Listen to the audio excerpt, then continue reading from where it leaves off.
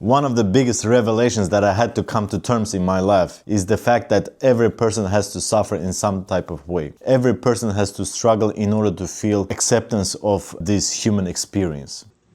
I was given everything as a kid, and it almost ruined my life. I grew up with everything you could ask for. A good family, a roof over my head, food on the table, and whatever I wanted, I got. And it was the worst thing that could ever happen to me. Because I had no reason to struggle. No reason to prove anything to anyone. And I quickly became very soft. I got sucked into bad habits, and I blamed everyone else but myself. And it got to a point where I truly wanted to end it right then and there. And that was when I decided to change my life. I started by just creating my own struggle. I started businesses that failed. I walked on a college basketball team when everyone told me not to. I put myself in rooms with people that were way better than me because I needed to prove something to myself. I'll tell you that no one's coming to push you. You have to go out there and find the hard thing and do it anyway. Go out there and earn something that can't be given to you, because that's how you become someone you actually respect. And this is the paradox of high living standards. Technology supposedly had to make our lives much easier, making everyday tasks mundane, lighthearted, and not something that we made a big project of. But inadvertently, technology made our lives more challenging because there are no struggles in everyday life. And without struggles, there is no meaning, there is no point. We have to feel some kind of a pushback in order to feel that our personality grows. And without growth, we start to care what we think about ourselves, internalize our problems, to reflect upon your life and what you have accomplished so far. Most of us, being in this constant state of anxiety, we start to analyze the smallest details and be critical of every step that we took. It's my belief that universe or God, or call it whatever you want, has made us into these creatures that we have to constantly progress in order to feel satisfied with this human experience. Otherwise, there is no point. You have a roof over your head, you have food on your table, you made some babies, you have a family, then what? You have to strive for something else.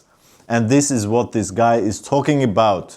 When you are born in a rich family, there are no struggles. Everything is just served to you. There is no pushback. In those cases, you feel afloat. In order to feel alive, you have to have some kind of a resistance so that it can balance your being in the whole universe. You have to feel that your body, your soul, your mentality has to have some kind of a place, has to have some kind of an impact in order to feel alive. And without resistance, without any pushback, there is no feeling alive. Over the years, we've heard about a lot of celebrities or big name people who have struggled with substance abuse or depressions. When they have everything in everyday life, they feel numb. They have to feel something in order to ground themselves in this human experience. And that's why, in order to avoid those feelings within, instead of listening to them, feeling them, they start to abuse alcohol, narcotics, gambling, porn. Every kind of addiction comes from need to distract yourself from the inner resistance that you don't know what it is about. I myself is also guilty of this. I mean, not distracting myself with substance abuse or something like that, but thinking that if I achieve some specific point in my life, I will be okay, I will be happy, I will be less stressed about life, reaching this state of fulfillment where I feel at peace.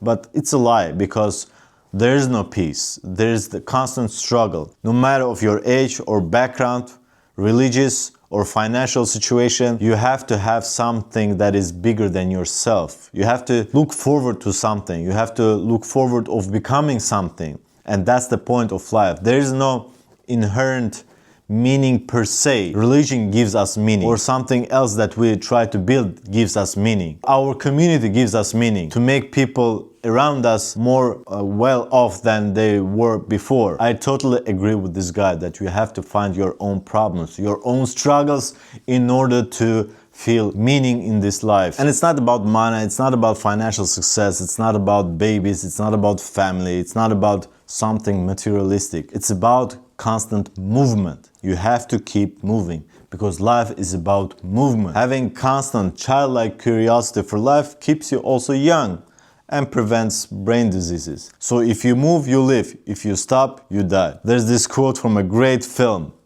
get busy living or get busy dying.